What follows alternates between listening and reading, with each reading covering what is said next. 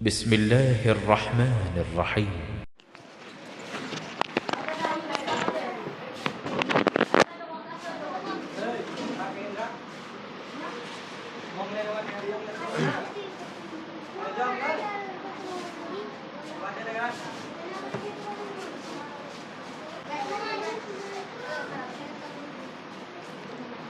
আসসালামু আলাইকুম ওয়া রাহমাতুল্লাহি ওয়া বারাকাতুহু। সমস্ত প্রশংসা আল্লাহ রাব্বুল আলামিনের, যিনি এক এবং একক ওয়াহদাহু লা শারীক, খালিক এবং মালিক। অসংখ্য দরুদ ও সালাম শান্তি ধারা বর্ষিত হোক নবী কুল সেরামনি মুহাম্মদুর রাসূলুল্লাহ সাল্লাল্লাহু আলাইহি ওয়াসাল্লামের প্রতি। আলহামদুলিল্লাহ, ফালিল্লাহিল হামদ। আল্লাহ রাব্বুল আলামিনের অশেষ দয়া এবং কৃপায় আমাদের আদর্শ ইসলামিক লাইব্রেরি উদ্বোধনী এবং ইসলাহী সভার কাজ আমরা শেষ করতে পেরেছি। শুধুমাত্র জাস্ট 2-4-5 মিনিট লাইব্রেরির লক্ষ্য এবং উদ্দেশ্য নিয়ে কয়েকটি কথা বলেই আজকের সভা শেষে দোয়া করে আমরা বিদায় নেব ইনশাআল্লাহ। আদর্শ ইসলামিক লাইব্রেরি, আদর্শ বলতে সাধারণভাবে আমরা নীতি নৈতিক দায়িত্ব খুঁজে পাই। এখানে আদর্শ বলতে মূলত পবিত্র কোরআন এবং সেই সুন্নাহ ভিত্তিক যে আদর্শ, সেই আদর্শের কথাই সামনে রেখে আমরা এর নামকরণ করেছি। ইসলামিক বলতে ইসলামিক বিভিন্ন সাহিত্য, কোরআন এবং সুন্নাহ, আর লাইব্রেরি এখানে বিভিন্ন বই পুস্তক, সব মিলিয়ে আদর্শ ইসলামিক লাইব্রেরি এখান থেকে মানুষকে প্রকৃত অর্থে মানবিক এবং ধার্মিক হওয়ার আহ্বানে দেশ ও দশের কল্যাণে ক্ষুদ্র পড়ে আসে এটি। অর্থাৎ মানুষকে প্রকৃত অর্থে মানুষ হতে, অর্থাৎ হিন্দু মুসলিম জৈন খ্রিস্টান বিভিন্ন বিভাজন না করে মানবিকতার খাতিরে একে অপরের বিপদের সাহায্য সহযোগিতা করা,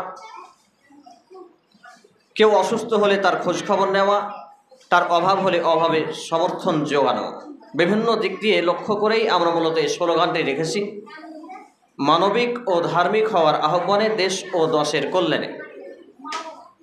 এবং যেহেতু লাইব্রেরি এখান থেকে শিক্ষা ব্যবস্থা, কারণ পবিত্র কোরআন এবং সেই সুন্নাহর দৃষ্টিকোণে আমরা দেখতে পাই যে আল্লাহ রাব্বুল আলামিন প্রথম শব্দ নাজিল করেছিলেন ইকরা বিসমি রাব্বিকাল্লাযী খলাক। অর্থাৎ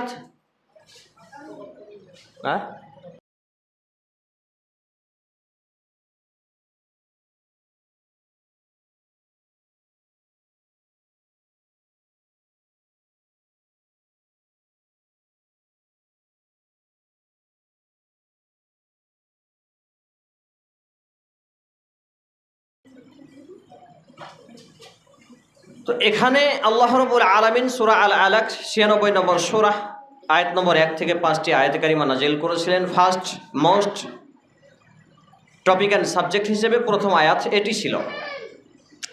এর দ্বারা আমি আমার ক্ষুদ্র গবেষণা ছাত্র হিসেবে দেখেছি ইসলামের প্রথম এবং বৃহত্তম ইবাদত হলো শিক্ষা। তো আমরা চাইলাম এই ইসলামিক লাইব্রেরির মাধ্যম দিয়ে মানুষকে ফ্রি বই পুস্তক পড়তে দেওয়ার মাধ্যম দিয়ে আদর্শ সমাজ, নৈতিক দায়িত্ব, প্রকৃত মানবিক এবং ধার্মিক দেশ এবং দশের কল্যাণময় কাজে অংশ নিয়ে আমরা ইহকালীন শান্তি এবং পরকালীন মুক্তি লাভে যাতে ধন্য হতে পারি, আর সেই লক্ষ্য এবং উদ্দেশ্যেই মূলত আমরা এর সূচনা করলাম। আল্লাহ রাব্বুল আলামিন আমাদের এই পথ চলাকে যেন কবুল করেন, আমি নিজে সহ সকলের কাছে দোয়ার আহ্বান রাখছি।